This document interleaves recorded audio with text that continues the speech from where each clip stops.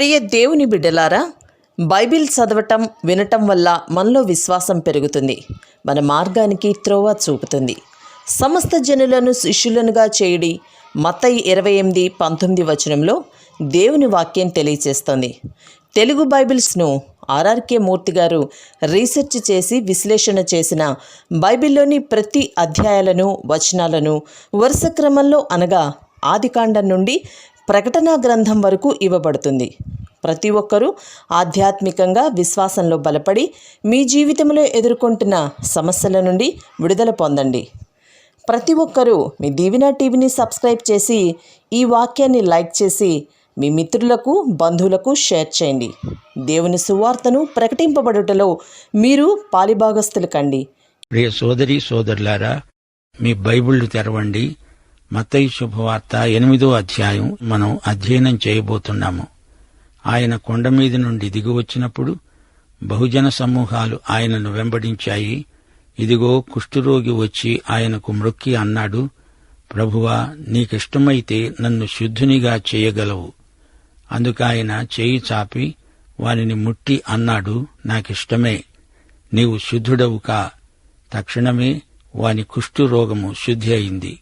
అప్పుడు యేసు అన్నాడు, ఎవరితోనూ ఏమీ చెప్పకు సుమా, కాని నీవు వెళ్లి వారికి సాక్ష్యార్థమై నీ దేహమును యాజకునికి కనపరుచుకొని మోషే నియమించిన కానుక సమర్పించు. కొండమీది ప్రసంగం తరువాత యేసు తన ప్రసంగ నీతిని అమలుపరచి తన శక్తిని అధికారమును కనపరుస్తున్నాడు. యోహాను సువార్త 15వ అధ్యాయం 5వ వచనంలో ప్రభు అన్నాడు, నాకు వేరుగా ఉండి మీరేమీ చెయ్యలేరు. క్రీస్తుతో క్రీస్తునందు విశ్వాసులు కొండమీది ప్రసంగమంతా ఆచరణలో పెట్టగలరు. మనము చెయ్యలేనిది మన ద్వారా చేయించడానికే ప్రభువు తన పరిశుద్ధాత్మను మనలోకి పంపాడు. యేసు ప్రభు ప్రసంగించి కొండ దిగి వచ్చి 12 అద్భుతాలు ప్రజల మధ్య జరిగించాడు. తన రాజ్య ప్రణాళికను కొండ మీద ప్రకటించాడు. కొండ దిగి వచ్చి ఆ ప్రణాళికను అమలుపరిచాడు. ఆయన వచ్చి పరలోక రాజ్యమును మన మధ్య స్థాపించినప్పుడు ఆయన రాజ్యమందు ప్రవర్తిల్లే నీతే ఈ కొండమీది ప్రసంగం. 1000 ఏండ్ల పరిపాలనా కాలంలో కొండమీది ప్రసంగ సత్యాలే పౌరనీతి. 8, 9 అధ్యాయాలలో యేసు 12 అద్భుతాలు చేశాడు. 8వ అధ్యాయంలో 6 అద్భుతాలున్నాయి. 1, కుష్ఠురోగిని స్వస్థపరిచాడు. మానవ రోగాలన్నిటిలోకి పెద్ద రోగం కుష్ఠురోగం. కుష్ఠును మించిన రొష్టు మరొకటి లేదు. 2, శతాధిపతి కుమారుణ్ణి దూరం నుంచే మాట మాత్రంతో స్వస్థపరిచాడు. 3, పేతురు అత్త జ్వరాన్ని నయం చేశాడు. యేసు ఆమెను స్పృశించాడు. 4, దయ్యాలను వెళ్లగొట్టాడు. అదృశ్యలోకమందలి ఆత్మలను గద్దించాడు. 5, గాలిని సముద్రాన్ని గద్దించి ప్రకృతి శక్తులపై తనకున్న అధికారాన్ని ప్రదర్శించాడు. 6, గెరాసీనీయుల ప్రాంతంలో అపవిత్రాత్మలను గద్దించాడు. ఇది మానవాతీతమైన దివ్యశక్తి అని అందరూ చూచి ఒప్పుకున్నారు. మత్తయి ఈ అద్భుతాలను ఒక ప్రత్యేక క్రమంలో గ్రంథస్థం చేశాడు. ఇప్పుడు యేసు చేసిన మొదటి అద్భుతాన్ని చూడండి. గొప్ప జనసమూహములు ఆయనను వెంబడిస్తున్నాయి. యేసు ఒక వక్తగా నైతిక సూత్రాలు చెప్పాడు. ఆయనే ప్రయోక్తగా కొండ దిగి తను చెప్పింది జనసమూహాలకు చేసి చూపుతున్నాడు. యేసు చెప్పిందే చేశాడు, చేసిందే చెప్పాడు. ఈ రోజున బోధకులకు ఏమి చెయ్యాలో ఎవరూ చెప్పనక్కర్లేదు, అంతా వారే చెప్పగలరు. కాని అదంతా ఎలా చెయ్యాలో చూపేవారు కావాలి. అంతేగా మరి. యేసు బోధించాడు, బోధించింది చేసి చూపాడు. కుష్ఠురోగి అన్నాడు, నీకు ఇష్టమైతే నన్ను బాగు చెయ్యగలవు. నీకు ఆ శక్తి ఉంది, మరి నీ ఇష్టం అంటున్నాడు.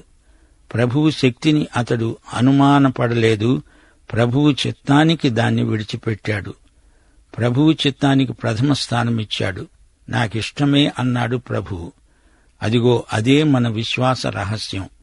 యేసు ప్రభు కుష్ఠురోగిని స్వయంగా ముట్టాడు. యేసు ఆరోగ్య నిధి. ఆయన ఆరోగ్యం రోగాన్ని పోగొడుతుంది. మానవుడి ఆరోగ్యం రోగిని ముట్టితే పోతుంది, రోగం పోదు, ఆరోగ్యం పోతుంది. కుష్ఠురోగం మనిషిని సమాజానికి దూరం చేస్తుంది. భార్యాబిడ్డలను సైతం దూరం చేస్తుంది. అతడు అస్పృశ్యుడైపోతాడు. కుష్ఠురోగం పాపానికి సంకేతం. యేసు స్పర్శ మాత్రమే అతణ్ణి శుద్ధి చేయగలదు. పాప కుష్ఠు పోవాలంటే నీవైనా యేసును ముట్టాలి, యేసైనా నిన్ను ముట్టాలి. స్వస్థత పొందినవాడై కుష్ఠురోగి యాజకుని దగ్గరికి వెళ్లి అతడు తనిఖీ చేసి బాగయ్యావు అని నిర్ధారణ చేసిన మీదట మోషే ధర్మశాస్త్రం ప్రకారం కానుక ఇచ్చుకోవాలి. ఆ రోజుల్లో యాజకులే వైద్యులు. 5-13 వరకు శతాధిపతి కుమారుని స్వస్థత వృత్తాంతం రాయబడి ఉంది. ఆయన కపెర్నహూములో ప్రవేశించినప్పుడు ఒక శతాధిపతి ఆయన వద్దకు వచ్చి ఆయనను వేడుకొని అన్నాడు, ప్రభువా, నా దాసుడు పక్షవాతముతో మిక్కిలి బాధపడుతూ ఇంటిలో పడి ఉన్నాడు. యేసు అన్నాడు, నేను వచ్చి అతణ్ణి స్వస్థపరుస్తాను. ఆ శతాధిపతి అన్నాడు, ప్రభూ, నీవు నా ఇంటిలోనికి రావడానికి నేను పాత్రుడను కాను. నీవు మాట మాత్రము సెలవియ్యి, అప్పుడు నా దాసుడు స్వస్థపరచబడతాడు. నేను కూడా అధికారానికి లోబడిన వాడనే. నా చేతి కింద సైనికులున్నారు. నేను ఒకణ్ణి పొమ్మంటే పోతాడు, ఒకణ్ణి రమ్మంటే వస్తాడు. నా దాసుణ్ణి ఈ పని చెయ్యి అంటే చేస్తాడు. యేసు ఈ మాట విని ఆశ్చర్యపడి వెంట వస్తున్న వారిని చూచి అన్నాడు, ఇశ్రాయేలీయులలో ఎవనికైనా నేనింత విశ్వాసమున్నట్లు చూడలేదని నిశ్చయముగా మీతో చెబుతున్నాను. అనేకులు తూర్పు నుండి పడమటి నుండి వచ్చి అబ్రహాముతో కూడా, ఇస్సాకుతో కూడా, యాకోబుతో కూడా పరలోక రాజ్యమందు కూర్చుంటారు గాని రాజ్య సంబంధులు వెలుపటి చీకటిలోనికి తోయబడతారు. అక్కడ ఏడుపు, పండ్లు కొరకటము ఉంటాయి. ఇదే మీతో చెబుతున్నాను. యేసు అన్నాడు, ఇక వెళ్ళు, నీవు విశ్వసించిన ప్రకారము నీకు అగునుగాక. ఆ ఘడియలోనే అతని దాసుడు స్వస్థత నొందాడు. కపెర్నహూములో జరిగిన అద్భుతమిది. శతాధిపతి అన్యుడు, 100 మంది సైనికులపై అధికారి. అతడు కుష్ఠురోగి స్వస్థతను గురించి విన్నాడు. ఇతడు యూదుల కోసం ఒక సమాజ మందిరం కట్టించి ఇచ్చిన దానశీలి. అతడు ప్రభువుకు తన దాసుని గురించి, అతని పక్షవాత రోగాన్ని గురించి చెప్పాడు. శతాధిపతికి అధికారమంటే ఏమిటో బాగా తెలుసు. తాను ఒక అధికారి. అతడెంత చెబితే అతని కింద ఉన్న సైనికులు అంత చేస్తారు. అతని అధికారం అలాంటిది. యేసు, నీకు అలాంటి శక్తి, అధికారము ఉన్నాయి. రోగాలు, నొప్పులు నీవు నోరు తెరిచి పో అంటే పోతాయి. యేసు ప్రభువు ఇశ్రాయేలు అవిశ్వాసానికి ఆశ్చర్యపోయాడు. ఇప్పుడు ఇక్కడ ఓ అన్యుడి విశ్వాసానికి ఆశ్చర్యపోతున్నాడు. తూర్పు నుంచి పడమర నుంచి అనేకులొస్తారు. ప్రాచ్య పాశ్చాత్య దేశాల ప్రజలందరూ వస్తారు.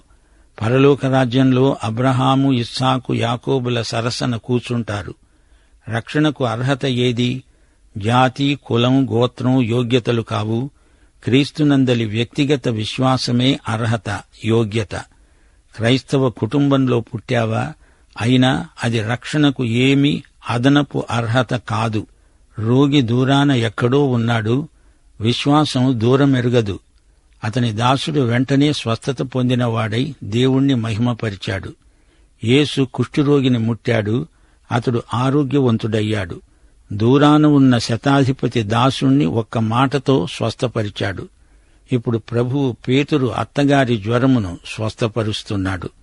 మత్తయి సువార్త 8:14-15 తరువాత యేసు పేతురింటిలో ప్రవేశించి జ్వరముతో పడి ఉన్న అతని అత్తను చూచి ఆమె చెయ్యి ముట్టగా జ్వరము ఆమెను విడిచింది. అంతటా ఆమె లేచి ఆయనకు ఉపచారము చేయసాగింది. పేతురత్తకు జ్వరం వచ్చింది. యేసు స్పర్శతో ఆమె జ్వరం పోయింది. 3 రకాల రోగాలున్నాయి, గమనించండి. కుష్ఠురోగం మొదటిది. ఈ వ్యాధికి చికిత్స లేదు. రెండోది పక్షవాతం. మూడోది జ్వరం. ఇది తాత్కాలికం. పూర్తి శరీరం చెడింది కుష్ఠు. సగం శరీరం చచ్చుబడిపోయింది పక్షవాతం. తాత్కాలిక జ్వరం. మూడింటినీ ప్రభు స్వస్థపరిచాడు. కుష్ఠురోగం ప్రకృతి సంబంధి, పక్షవాతం శరీరానుసారం. మరి జ్వరం దేవుని బిడ్డలకు అడపాదడపా పొడసూపే బలహీనత. ఇప్పుడు ప్రభువు 4వ అద్భుతం చేస్తున్నాడు. 16-17 వచనాలు. సాయంకాలమైనప్పుడు జనులు దయ్యములు పట్టిన అనేకులను ఆయన వద్దకు తీసుకువచ్చారు. ఆయన మాట వలన దయ్యములను వెళ్లగొట్టి రోగులనెల్లా స్వస్థపరిచాడు. ప్రవక్త అయిన యెషయా ద్వారా చెప్పబడింది నెరవేరింది. ఆయనే మన బలహీనతలను వహించుకొని మన రోగాలను భరించాడు. ఇది యెషయా 53 వచనం. నిశ్చయముగా ఆయన మన రోగాలను భరించాడు, మన వ్యసనాలను వహించాడు. అయినా మొత్తబడిన వానిగా, దేవుని వలన బాధింపబడిన వానిగా, శ్రమనొందిన వానిగా మనం ఆయనను ఎంచాము. మన అతిక్రమములను బట్టి ఆయన గాయపరచబడ్డాడు, మన దోషములను బట్టి నలగొట్టబడ్డాడు. మన సమాధానార్థమైన శిక్ష ఆయన మీద పడింది. ఆయన పొందిన దెబ్బల చేత మనకు స్వస్థత కలుగుతున్నది. మన అతిక్రమముల నుండి, అపరాధముల నుండి మనకు స్వస్థత. 1 పేతురు 2 వచనం. మన పాపముల విషయమై చనిపోయి నీతి విషయమై జీవించేటట్లు ఆయన తానే తన శరీరమందు మన పాపములను మ్రాను మీద మోసుకున్నాడు. ఆయన పొందిన గాయముల చేత మీరు స్వస్థత నొందారు. పాపము నుండి స్వస్థత, పాప రోగము నుండి విడుదల. యెషయా గ్రంథం 53 వచనం.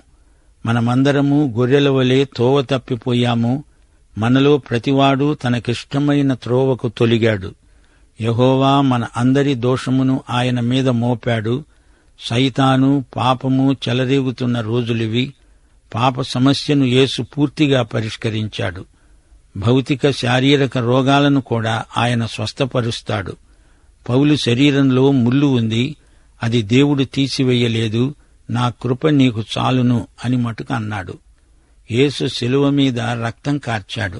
పాపం నుండి విమోచన లభించింది. శారీరక రుగ్మతలను ప్రభువు స్వస్థపరుస్తాడు. పరమవైద్యుడు స్వస్థపరచగలడు. ఆయన చిత్తమైతే వెంటనే స్వస్థపరుస్తాడు. మత్తయి సువార్త 8-18 వచనం వరకు. యేసు తన వద్ద జనసమూహమును చూచి అద్దరికి వెళ్ళండని ఆజ్ఞాపించాడు. అంతటా ఒక శాస్త్రి వచ్చి అన్నాడు, బోధకుడా, నీవెక్కడికి వెళ్ళినా నీ వెంట వస్తాను.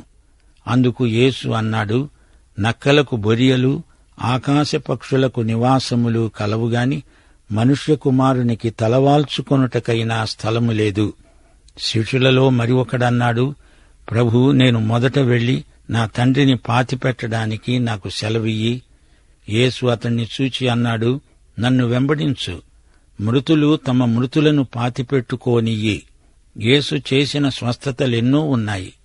అవన్నీ లేఖనములో రాయబడి ఉండలేదు. అలా రాస్తే ఆ పుస్తకాలు పెట్టడానికి ఈ లోకమే చాలదేమో.